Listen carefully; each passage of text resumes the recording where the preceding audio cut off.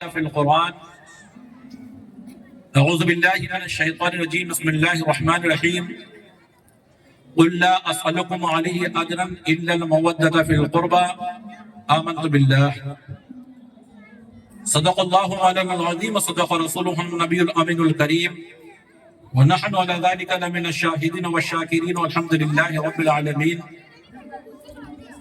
نور و نکہت میں ڈوبی ہوئی آج کی اس محفل نور میں گفتگو سے قبل آئیے ہمارا آپ مل کر انتہائی عقیدت و محبت کے ساتھ آقا نامدار مدینے کے تاجدار غریبوں کے غم گسار سید ابرار و خیار علی سے بے کساں چارہ صاحب درد مندہ فخر رسولہ سیاہ دامکہ مالک ہفتہ آسماں عزیز الغریبین رحمت للعالمین جان عالمین طٰہٰ و یاسین حضور احمد مجتبیٰ محمد مصطفیٰ روح خدا صلی اللہ تعالیٰ علیہ وسلم کی بارگاہ بے کس پناہ میں ہدیہ درود و سلام پیش کرنے کی سعادت حاصل کریں. بیٹری چارج نہیں میں نے کچھ بولا سنا آپ نے کیا بولا؟ ارے ایک نیتا اگر نا ایک بار کہا دے کہ نعرہ لگاؤ تو 10 بار پیچھے سے لگاؤ. درود پاک پڑھنے کے لیے بولا میں آپ انتظار کریں کہ میں پڑھنا کب ہے نا یہی ہے نا میرے کہنے سے یہ نہیں ہے. بابو حضور بولے کہ نماز پڑھو 5 وقت انتظار کریں گے کہ بابو حضور نماز کب پڑھے تو ہم پیچھے پڑھیں. ایسا نہیں. پڑھیے درود پاک محبت سے. اللہم صلی علی سیدنا و نبینا مولانا محمد وعلی آل سیدنا مولانا محمد بارک وسلم صلاۃ والسلام علیک یا رسول اللہ. میں آپ سے نہیں کہوں گا کہ آپ سبحان اللہ کہیے. آپ کی اپنی عقیدت و محبت کتنی زیادہ ہے حضور علی سے بابو حضور سے آقا دو جہاں سے وہ خود آپ کو ثابت کرنا. ہمیں بول کے آپ کو نہیں کروانی بس آپ کو خود ظاہر کرنا ہے کہ ہم کو نبی سے اور آل نبی سے کتنی محبت ہے. وہ میں آپ کے سامنے دوں گا. غم کے ماروں کی جنت راحت مدینے میں ہے. غم کے ماروں کی راحت مدینے میں ہے.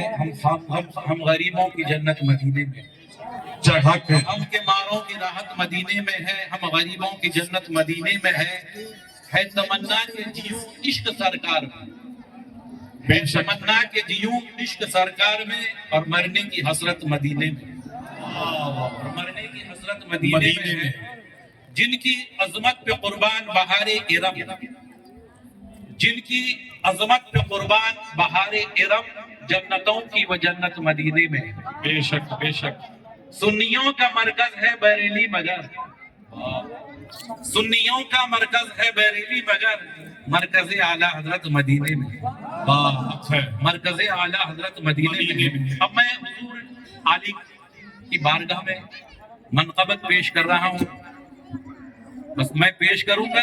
باقی یہ آپ کو اپنی زندہ دلی کا ثبوت دینا ہے کہ حضور علی سے حضور بابو حضور سے کتنی محبت ہے. بجتا تھا بجتا ہے بجتا ہی رہے گا ڈنکا حضور علی کا. بجتا تھا بجتا ہے بجتا رہے گا ڈنکا حضور علی کا. ہوتا تھا ہوتا ہے ہوتا ہی رہے گا چرچا حضور علی کا. بے شک بے شک. ہوتا تھا ہے ہوتا ہی رہے گا چرچا حضور علی کا. اور تیری کیا اوقات وہابی جو روگ دے ہم دیوانوں کو. تیری کیا اوقات وہابی جو روگ دے ہم دیوانوں کو. ارے کرتے تھے کرتے ہیں کریں گے چرچا حضور علی کا. کرتے تھے کرتے ہیں کریں گے چرچا حضور علی کا. اور ایوان وہابیت میں ہو گیا ایک کوہرام بپا. ایوان نجدیت میں ایوان وہابیت میں ہو گیا ایک کوہرام بپا. کیوں؟ میدان میں جو آ گیا بیٹا حضور علی کا. میدان میں جو آ گیا بیٹا حضور علی کا. اور نہ ہو کر یقی وہابی دیکھ لیا کر اپنی آنکھوں سے. نہ ہو کر وہابی یقی دیکھ لیا کر اپنی آنکھوں سے کیسے کیسے پا رہے ہیں صدقہ حضور علی. بے شک. کیسے کیسے پا رہے ہیں صدقہ حضور علی کا. اور قبر کی وحشت تاریکی کا مجھ کو کوئی خوف نہیں. قبر کی وحشت تاریکی کا ہم کو کوئی خوف نہیں. کیوں خوف نہیں بھائی؟ قبر کا منظر تو کیا ہوگا آگے انشاءاللہ آگے بتاؤں گا میں، لیکن قبر کی وحشت تاریکی کا ہم کو کوئی خوف نہیں، میری لحد میں رکھ دینا شجرہ حضور علی کا، میری لحد میں رکھ دینا شجرہ حضور علی کا، اور کسی کی مجھ کو غلامی راس آئی نہ آئے گی۔ بہت سارے پیران اعظام ہیں، ہر ایک کے غلام بنتے ہیں اہل سنت و جماعت کے، سب ہمارے پیران پیر، سب ہمارے پیر جو ہیں سب اپنی جگہ برحق ہیں، سب رشد و ہدایت کے راستے ہموار کرتے ہیں، لیکن کہتے ہیں اور کسی کی مجھ کو غلامی راس آئی نہ آئے گی، اور کسی کی مجھ کو غلامی راس آئی نہ آئے گی، میں نے گلے میں ڈال لیا ہے پٹا حضور علی کا، میں نے گلے میں ڈال لیا ہے پٹا حضور علی کا۔ اور کہا نا کہ قبر کی تاریکی وحشت کا ہم کو کوئی خوف نہیں، میری قبر میں رکھ دینا شجرہ حضور علی کا، رکھ دیا حضور علی کے غلام، حضور علی کے چاہنے والے بابو حضور کے غلام کو شجرے کے ساتھ دفن کر دیا۔ تو قبر کا منظر کیا ہے؟ قبر میں آ کر مجھ سے بولے فرشتے چین سے اب تم سو جاؤ، قبر میں آ کر مجھ سے بولے فرشتے چین سے اب تم سو جاؤ، کیوں؟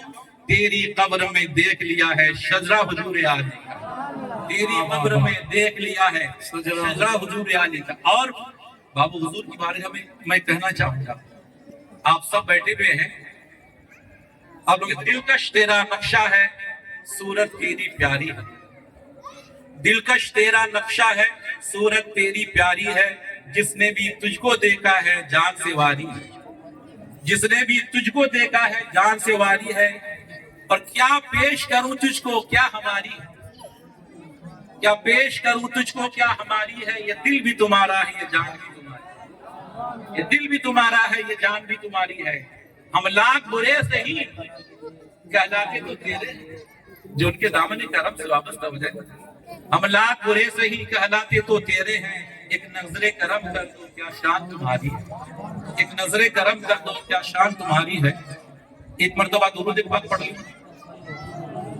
اللہم صلی اللہ سیدنا و نبینا مولانا محمد وعلی آلہ سیدنا مولانا محمد بارک وسلم صلاۃ والسلام علیک یا رسول اللہ صلی اللہ علیہ وسلم۔ دنیا میں کوئی بھی آدمی کوئی کام کرتا ہے اس کی کوئی اجرت ملتی ہے، ایک مزدور دن بھر جب مزدوری کرتا ہے تو اس کی اجرت ملتی ہے، ایک انجینئر جب اپنے ڈپارٹمنٹ میں کام کرتا ہے تو اس کی اجرت ملتی ہے، ایک ڈاکٹر جب کام کرتا ہے اس کی اجرت ملتی ہے، ایک پروفیسر جب کالج میں پڑھاتا ہے تو اس کی اجرت ملتی ہے، ہر ایک آدمی کو اپنے اپنے شعبہ میں اس کی اجرت ملتی ہے۔ لیکن رسول کائنات صلی اللہ علیہ وسلم اس دین کے پھیلانے میں کتنی صعوبتوں کا سامنا کیا، طائف کے میدان میں لہولان ہوئے، اپنے وطن فاروق و خیر آباد رہنا پڑا، میدان احد میں جندان میں مبارک شہید، بے شمار مشقتوں کا سامنا کرنا پڑا۔ صحابہ کرام نے سوچا رسول کائنات صلی اللہ علیہ وسلم کی بارگاہ میں کچھ دین، آپ دین کی تبلیغ میں، آپ اسلام کو پھیلانے میں رات و دن مصروف رہتے ہیں، کچھ دے دیں۔ جب لے کر گئے تو نبی کریم صلی اللہ علیہ وسلم نے منع فرما دیا، اور اللہ تبارک تعالیٰ نے جبرائیل امین کو فوراً قرآن کی آیت دے کر بھیج دیا کہ اے محبوب قل لا اسألکم علیہ اجرا الا المودۃ فی القربى، یہ تبلیغ کی رسالت کے لیے، وطن معروف کو ہجرت کر کے مدینہ سے مکہ سے مدینہ آنے کے لیے، دندر مبارک شہید ہونے کے لیے، غزوہ احد میں حاضر ہونے کے لیے، یہ تمام چیزوں کا اگر تم کچھ بدلہ دینا چاہتے ہو، دنیا کا مال نہیں بلکہ میرے آل سے محبت کرو، میرے آن سے محبت کرو، اگر تم اس کا اجر دینا چاہتے ہو، اگر اس کے بدلے میں کچھ دینا چاہتے ہو تو میرے اولاد سے محبت کرو۔ اب سوال یہ پیدا ہوتا ہے، محبت دنیا میں ہر آدمی کرتا ہے، محبت ایک بیٹا بھی باپ سے کرتا ہے، ایک باپ بھی بیٹا سے کرتا ہے، بھائی بھائی سے محبت کرتا ہے، باپ اور بیٹا سے محبت کرتا ہے، ماں بیٹی سے محبت کرتا ہے، دوست دوست سے محبت کرتا ہے، رشتہ دار رشتہ داروں سے محبت کرتا ہے۔ یہ دنیا کی تمام محبتوں کو آپ نگاہوں کے سامنے رکھیے، اور اللہ نے جو فرمایا تم اگر چاہتے ہو تو میرے رسول سے اور میرے اولاد رسول سے محبت کرو، اسی کا بدلہ تمہیں ملے گا، یہی اجر ہوگا۔ اب میں کہنا چاہتا ہوں کہ دنیا کی محبت رسول اور آل رسول کی محبت میں کیا فرق ہے؟ میں آپ کو بتاؤں رسول کائنات صلی اللہ علیہ وسلم نے کیا فرمایا؟ حضرت علی مرتضی رضی اللہ تعالیٰ عنہ سے روایت ہے، قال رسول اللہ صلی اللہ علیہ وسلم حبی و حب اہل بیتی نافع فی 7 مقام، حبی وحب اہل بیتی نافع فی 7 مقام احوالہن عظیمہ، کہ میری محبت اور میری اولاد کی محبت تمہیں 7 آزمائش کی جگہ پہ نفع دے گی، 7 آزمائش کی جگہ پہ نفع دے گی۔ رسول کائنات صلی اللہ علیہ وسلم فرماتے ہیں اے لوگوں، میری محبت اور میری اولاد کی محبت 7 ایسی جگہ پہ، 7 ایسے موقع پہ جو آزمائش کا موقع ہوگا، آزمائش کی جگہ ہوگی، اس جگہ پہ تمہیں نفع دے گی۔ رسول کائنات صلی اللہ علیہ وسلم فرماتے ہیں عند الوفات وعند القبر وعند النشر وعند النازل وعند الحساب وعند الصراط وعند المیزان، کہ اللہ کے رسول فرماتے ہیں میری محبت، میرے اولاد کی محبت 7 جگہ پہ تمہیں نفع دے گی۔ وفات کے وقت میری اور میری اولاد کی محبت تمہیں نفع دے گی، قبر میں میری اور میری اولاد کی محبت تمہیں نفع دے گی، اور نشر میں جب اٹھو گے تو میری اور میری اولاد کی محبت تمہیں نفع دے گی، اور کتاب جب نام اعمال تمہیں دے دیا جائے گا وہ میری اور میری اولاد کی محبت تمہیں نفع دے گی، اور اس کا حساب جو ہوگا تب میری اور میری اولاد کی محبت تمہیں کام دے گی۔ جب میزان میں نیکی اور بدی کو تولا جائے گا تب میرے اور میری اولاد کی محبت کام آئے گی، پل صراط میں جب جاؤ گے تب میرے اور میری اولاد کی محبت کام آئے گی۔ اب دنیا کی محبت اور رسول اور آل رسول کی محبت کو تمہارے سامنے پیش کرنا چاہتا ہوں۔ ایک باپ بھی باپ بیٹا سے محبت کرتا ہے، ایک بیٹا سے بھی باپ سے محبت، یہ دنیا کے تمام رشتے اختصار کے طور پر کرنا چاہتا ہوں، محبت میں کام آتے ہیں۔ یہ دنیا کی تمام محبتیں ہوتی ہے، اور وقت آزمائش بیٹا باپ کی محبت ہے، بیٹا باپ کا کام آتا ہے، باپ بیٹے کا کام آتا ہے، دوست دوست کا کام آتا ہے، رشتہ دار رشتہ داروں کے کام آتے ہیں، اور آزمائش کو کبھی رشتہ داروں کی بنیاد پر ٹال دیا جاتا ہے، کبھی دولت کی بنیاد پر مصیبت کو ٹال دیا جاتا ہے۔ مثال میں ایک لڑکا بیمار ہو جاتا ہے، باپ کام آتا ہے، اٹھا کے ہاسپٹل لے گیا، باپ لے کے گیا، ڈاکٹر نے کہا پیسہ لگے گا، پیسہ لے کے گیا، ڈاکٹر نے علاج کیا، شفا ہو کے آتا ہے۔ میں نے پوچھا اس مصیبت پہ کون کون کام آیا، اور یہ بیماری جو مصیبت تھی تمہارے لیے کون کون ٹالا؟ بولے باپ کے محبت نے مجھے اس مصیبت سے بچایا، دوست کی محبت نے مجھے اس مصیبت سے بچایا، پیسے کی وجہ سے اس مصیبت سے بچا، ڈاکٹر کی وجہ سے میں اس مصیبت سے بچا، رشتہ داروں کی وجہ سے میں اس مصیبت سے بچا۔ تو دنیا کی مصیبتوں سے باپ کی محبت بچا سکتی ہے، دوست کی محبت بچا سکتی ہے، رشتہ داروں کی محبت بچا سکتی ہے، اعزا و اقربا کی مصیبت کے تعلق اور محبت بچا سکتی ہے۔ لیکن جب انتقال کا وقت آتا ہے، جب روح نکلنے کا وقت آتا ہے، جب ملک الموت آتے ہیں اور روح نکالنے کے لیے آتے ہیں، باپ بیٹھا ہوا ہے، کہتا بیٹا دنیا کی مصیبت ہوتی تو میں بچا دیتا، بھائی بیٹھا ہوا ہے، بھائی اگر دنیا کی پریشانی ہوتی تو میں لڑ کے تم کو اس پریشانی سے نکال لیتا۔ دولت لے کر بیٹا کے سامنے باپ آتا ہے، بیٹا اس دولت سے تمہیں تو میں نے علاج کر کے شفا دلا دیا تھا، لیکن آج میں تمہاری کوئی مدد نہیں کر سکتا ہوں۔ ڈاکٹر آتا ہے کہ میں نے تو تمہاری بیماری کا علاج کیا تھا لیکن موت کا کوئی علاج نہیں۔ اب بتاؤ کہ دنیا کی محبت کوئی کام نہیں آ رہی ہے، وہاں پر باپ کی بھی محبت ہے، دوست کی بھی محبت ہے، رشتہ داروں کی بھی محبت ہے، ماں کی بھی محبت ہے، بہن کی بھی محبت ہے، دنیا کی تمام محبتیں ہیں، سب رشتہ دار موجود ہے، لیکن کوئی نہیں بچا سکتا ہے۔ ایسے وقت میں بتاؤ مرنے والے کی کیفیت کیا ہوتی ہے معلوم ہے؟ مرنے والے کے بارے بتایا گیا جیسے زندہ بکری کے جسم سے کھال کو کھینچ لیا جاتا ہے، ایسے مرنے والے کو تکلیف ہوتی ہے۔ جیسے ایک کپڑے کو کانٹے دار درخت میں الجھا جہاں کر کھینچا جائے ایک ایک تار الگ ہو جاتا ہے، ویسے مرنے والے کو تکلیف ہوتی ہے۔ لیکن بتاؤ ایسے تکلیف سے باپ کی محبت نہیں بچا پا رہی ہے، ماں کی اور رشتہ داروں کی محبت نہیں بچا پا رہی ہے، لیکن میرے رسول مدینے والے فرماتے ہیں یہ میری محبت اور میرے اہل بیت کی محبت، میرے آل کی محبت اگر تمہارے دل میں ہے اور محبت کے ساتھ تم نے شریعت پر عمل کیا ہے تو موت کے وقت تمہاری روح جسم پہ نکالے جائے گی، جب تمہاری روح کو جب نکالیں گے تو ایسے زندہ بکری کے کھال کے جیسے نہیں جیسے مکھن میں سے بال نکالا جاتا ہے، ایک طرف تمہاری روح نکالی جائے گی، دوسری طرف میرا جلوہ کا دیدار تم کو۔ اس وجہ سے یہ میرے آقا نے فرمایا کہ میری محبت اور میری اولاد کی محبت تمہیں وفات کے وقت کام آئے گی۔ مر انتقال ہو گیا، انتقال کے بعد جب جاتا ہے اور وہ مسکراتے ہوا جاتا ہے، روح نکلتی ہے نا، روح نکلتی ہے تو پریشان نہیں ہے۔ دنیا میں نبی سے آل نبی سے محبت کی، شریعت پر عمل کی، عقیدہ درست رکھا، مرنے والا پریشان ہو کے جاتا ہے، لیکن وہ جاتا ہے تو کہتا ہے میں سو جاؤں یا مصطفیٰ کہتے کہتے قبر میں کھلے آنکھ صلی اللہ کہتے کہتے۔ جب قبر میں سب چھوڑ کے جاتا ہے، قبر میں بھی یہی منظور، سب کوئی موجود ہے، دوست رشتہ دار باپ سب کوئی موجود ہے، لیکن سب نے وہاں دفن کر دیا اور بولا ہم اب تیرا کوئی ساتھ نہیں دیں گے۔ میں اختصار کے ساتھ لے کے جانا چاہتا ہوں کہ نبی اور آل نبی کی محبت میں کام ہے، کوئی بھی ساتھ نہیں دینے والا ہے، اس قبر میں کوئی بھی نہیں آتا ہے، منکر نکیر آتے ہیں، منکر نکیر آ کے سوالات کرتے ہیں، ایسے میں بتاؤ دنیا کی کوئی محبت کام آتی ہے؟ لیکن میرے نبی کہتے ہیں کہ اگر تو نے مجھ سے محبت کیا اور میری اولاد سے محبت کیا، دنیا کا کوئی آدمی تو وہاں کام نہیں آئے گا، لیکن میں نبی اس امتی کے پاس جاؤں گا اور میں تمہارا تو قبر میں بھی نبی کام آتے ہیں، عدد نبی کی محبت، اور حشر میں جب اٹھتے ہیں نا پریشان حال، میں اختصار کتاب لے کے جاتا ہوں، وہاں بھی کوئی کام نہیں والے میرے نبی کی محبت بھی وہی کام آتی ہے۔ اور میرے آقا فرماتے ہیں کہ کتاب مطلب جب نامہ عمل دیا جائے گا، نامہ عمل دیا جائے گا تو ہر آدمی کو کہا جائے گا بتاؤ کوئی ایسی نیکی ہے جو تم نے دنیا میں کی تھی یا نہ لکھا گیا ہو، یا کوئی ایسا گناہ ہے جو تم نے کیا نہ کیا اور لکھ دیا گیا ہو۔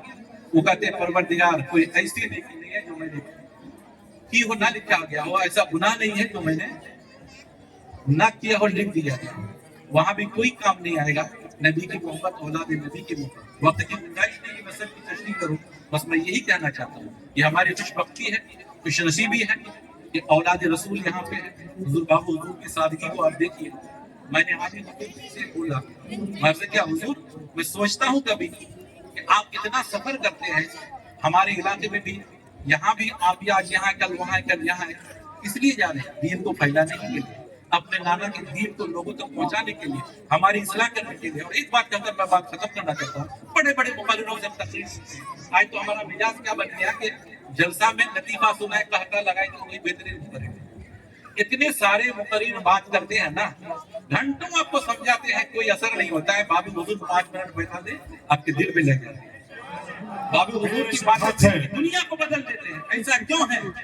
ایسا اس لیے ہے کہ بات ہیرا ہے، بات موتی ہے، بات لاکھوں کی لاج ہوتی ہے۔ کیا بات ہیرا ہے، بات موتی ہے، بات لاکھوں کی لاج ہوتی ہے۔ ہر بات کو بات نہیں کہتے، مشکل سے بات ہوتی ہے۔ تو ہر انسان کی تقریر بات نہیں ہوتی ہے، بات تو وہ ہوتی ہے جو دل پہ لگے۔ ہم ابھی آپ کے سامنے حضور عالم کے صاحبزادے حضور بابو حضور ہیں، ان کی بھی بیانات سنیں گے، آنے والے مقررین کی بات سنیں گے۔ سننے ہی کے تک محدود نہ رکھیں، بلکہ بابو حضور سے وہ سچی محبت ہے، نبی سے آل نبی سے سچی محبت ہے، جو پیغام دیں گے نا زندگی پر عمل کرنے کی توفیق عطا فرمائے۔ السلام